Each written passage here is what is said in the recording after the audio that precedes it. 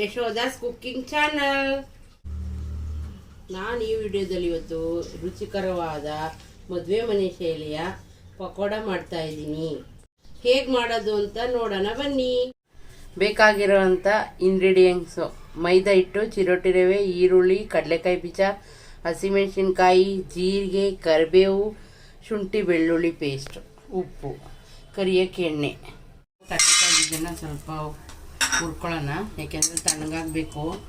ಇದ್ರದ್ದು ಮೇಲ್ಗಡೆ ಸಿಪ್ಪೆ ತೆಗೆದು ಅದನ್ನು ಪೀಸ್ ಮಾಡ್ಕೋಬೇಕು. ಅದಕ್ಕೆ ಅದನ್ನು ಫಸ್ಟ್ ಹುರ್ಕೋತಾ ಇದ್ದೀನಿ. ಆಮೇಲೆ ಇದನ್ನು ಏನು ಗೊತ್ತಾ, ಇನ್ಮೇಲೆ ಮಳೆಗಾಲ ಸ್ಟಾರ್ಟ್ ಆಯ್ತಲ್ವ, ಏನಾದರೂ ಅವಾಗವಾಗ ಒಂದೇ ಥರ ಬೋಂಡ ಬಜ್ಜಿ ಇಷ್ಟ ಆಗೋದಲ್ಲ, ಅವಾಗ ಇದನ್ನು ಊರ ಕಡೆಗಳಲ್ಲೆಲ್ಲ ಮದುವೆ ಮನೇಲಿ ಮಾಡ್ತಾರೆ. ನಾನು ಇವತ್ತು ಮಾಡಿ ಇದನ್ನು ಮಾಡಿದ್ದೆ, ಚೆನ್ನಾಗಿತ್ತು ಟೇಸ್ಟು.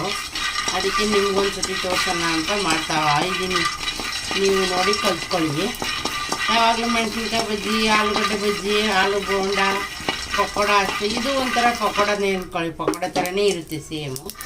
ಈ ಥರ ಆಗಬೇಕು. ಏನು ತುಂಬ ಹುರ್ಕೊಬಾರ್ದು, ಯಾಕೆಂದರೆ ಬೇರೆ ಸಿಪ್ಪೆ ತೆಗಿಯೋಕ್ಕಷ್ಟೇ. ಇದು ಮತ್ತು ಎಣ್ಣೆಲಿ ಕರಿತೀವಲ್ಲ, ಹುರ್ಕೊಡೋದು. ಇವಾಗ ಇದನ್ನು ಆರಕ್ಕಿಡ್ತೀನಿ. ಈಗ ಒಂದು ಬಾಣಲಿಗೆ ಚಿರೋಟಿ ಮತ್ತು ಮೈದಾ ಹಿಟ್ಟು ಐತಲ್ಲ, ಎರಡನ್ನೂ ಸ್ವಲ್ಪ ಹಾಕ್ಕೊಂಡು ಒಟ್ಟಿಗೆ ಜಾಸ್ತಿ ಬಿಸಿ ಮಾಡಬಾರ್ದು, ಸ್ವಲ್ಪ ಚೂರು ಅದು ಬಿಸಿ ಆಗೋ ಥರ ಹುರ್ಕೋಬೇಕು. ಹಂಗೆ ಹುರ್ಕೋಬೇಕು. ಏನು ಎಣ್ಣೆ ಗಿಣ್ಣೆ ಏನೂ ಹಾಕ್ಬಾರ್ದು, ಯಾಕೆಂದರೆ ಕರಿಯೋಕ್ಕೆ ಎಣ್ಣೆ ಹಾಕ್ತೀವಲ್ಲ. ಸುಮ್ಮನೆ ಇದನ್ನು ಸ್ವಲ್ಪ ಬಿಸಿ ಮಾಡ್ಕೋಬೇಕು. ಹಿಂಗೆ ಕೈ ಹಿಡಿದ್ರೆ ಬಿಸಿ ಆಗಬೇಕು, ಆ ಥರ ಮಾಡ್ಕೋಬೇಕಷ್ಟೆ. ಏಕೆಂದರೆ ಅದು ಗಟ್ಟಿ ಆಗಬಾರ್ದಲ್ಲ, ಕುರುಮ್ ಅಂತ ಇರಬೇಕಲ್ಲ, ಅದಕ್ಕೋಸ್ಕರ ಇದನ್ನು ಬಿಸಿ ಮಾಡ್ಕೊಬೇಕು. ಇಲ್ಲಾಂದರೆ ಹಸಿ ಕರಿತೀವಿ, ಹಸಿ ವಾಸನೆ ಏನಿರಲ್ಲ, ಚೆನ್ನಾಗಿರುತ್ತೆ. ಆದರೆ ಇದೊಂದು ಸ್ವಲ್ಪ ಬಿಸಿ ಮಾಡ್ಕೋಬೇಕು. ಮದುವೆ ಮನೆಗಳಲ್ಲಿ ಭಟ್ರುಗಳೆಲ್ಲ ಮಾಡಬೇಕಾದ್ರೆ ಬಿಸಿ ಮಾಡ್ಕೊಂಡು ಮಾಡ್ತಾರೆ, ನಾನು ನೋಡಿದ್ದೀನಿ. ಬಿಸಿಯಾಗಿದೆ, ಇವಾಗ ತೆಗೆದಿಟ್ಕೊತಾ ಇದ್ದೀನಿ. ಬಿಸಿ ಸ್ವಲ್ಪ ಆರ್ಕೊಳ್ಳಿ ಅಂತ ಬಿಟ್ಟಿದ್ದೀನಿ. ಅಷ್ಟೊತ್ತಿಗೆ ಎಣ್ಣೆ ಕಾಯಕ್ಕಿಡೋಣ. ಇವಾಗ ಇದನ್ನು ಎಣ್ಣೆ ಕಾಯಕ್ಕೆ ಇಟ್ಕೊಂಡಿದ್ದೀನಿ. ಇದನ್ನೆಲ್ಲ ಮಿಕ್ಸ್ ಮಾಡ್ಕೊಂಡು ಅಷ್ಟೊತ್ತಿಗೆ ಎಣ್ಣೆ ಕಾಯಲಿ.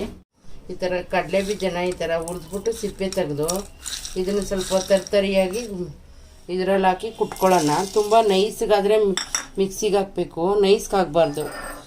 ಸ್ವಲ್ಪ ಎರಡೆರಡು ಇವಾಗ ಈ ಥರ ಪುಡಿ ಮಾಡ್ಕೊಂಡಿದ್ದೀನಿ. ತುಂಬ ನೈಸಿಗೆ ಮಾಡಬಾರ್ದು, ಈ ಥರ ಎರಡೆರಡು ಹೋಳು ಮಾಡ್ಕೋಬೇಕಷ್ಟೇ.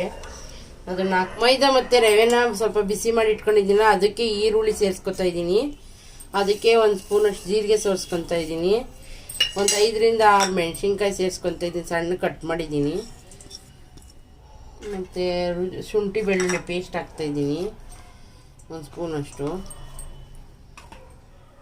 ಉಪ್ಪು ಹಾಕ್ತಾಯಿದ್ದೀನಿ, ಕರಿಬೇವಿನ ಸೊಪ್ಪು ಹಾಕ್ತಾಯಿದ್ದೀನಿ. ಈ ಥರ ಕೈಯಲ್ಲೇ ಮುರಿದು ಹಾಕ್ತೀನಿ, ಯಾಕೆಂದರೆ ಅದು ಚೆನ್ನಾಗಿರ್ತದೆ. ಬಾಯಿಗೆ ತರಿಯಾಗಿ ಸಿಗ್ತಾಯಿದ್ರೆ, ಸಣ್ಣ ಕಟ್ ಮಾಡಿದ್ರೆ ಚೆನ್ನಾಗಿರಲ್ಲ, ಸ್ಮೆಲ್ಲು ಚೆನ್ನಾಗಿರ್ತದೆ ಕೈಯಲ್ಲಿ ಕಟ್ ಮಾಡಿ ಹಾಕಿದ್ರೆ. ಕರಿಬೇವು ಮತ್ತು ಈ ಕಡಲೆಕಾಯಿ ಬೀಜನೂ ಹಾಕ್ತಾಯಿದ್ದೀನಿ.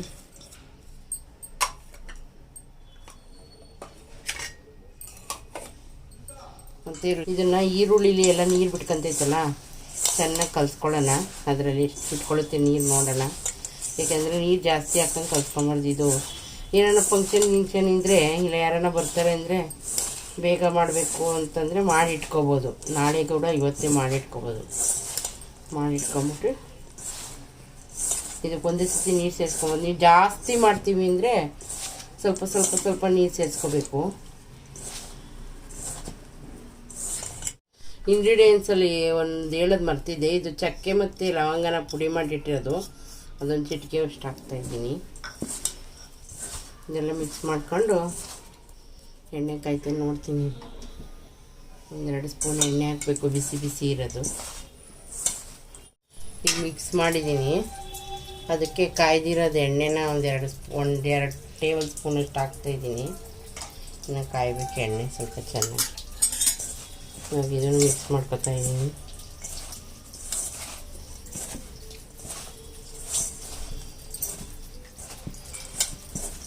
ಇದಕ್ಕೆ ಇವಾಗ ಸ್ವಲ್ಪ ನೀರು ತುಂಬಿಸ್ಕೋಬೇಕು. ಜಾಸ್ತಿ ನೀರು ಹಾಕೋಬಾರ್ದು. ಒಂದು ಸತಿ ಜಾಸ್ತಿ ನೀರು ಹಾಕೊಂಡ್ರೆ ಬೇಗ ಅದು ಮೆತ್ಕಾಗ್ಬಿಡುತ್ತೆ. ಸಾಕಾಗುತ್ತೆ ನೀರು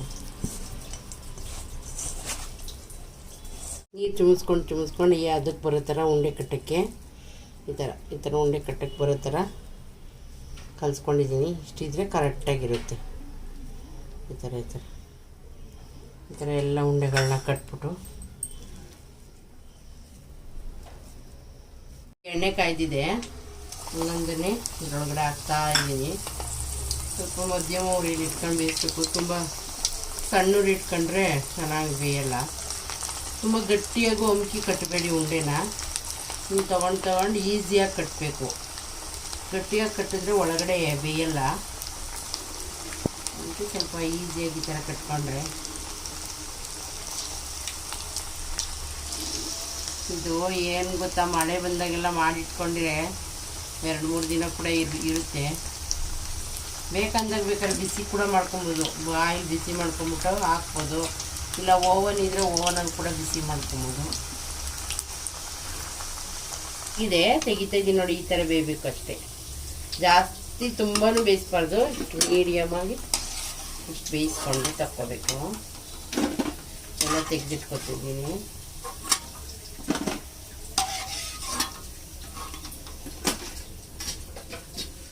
ಮದುವೆ ಶೈಲಿಯ ಪಕೋಡ ರೆಡಿ.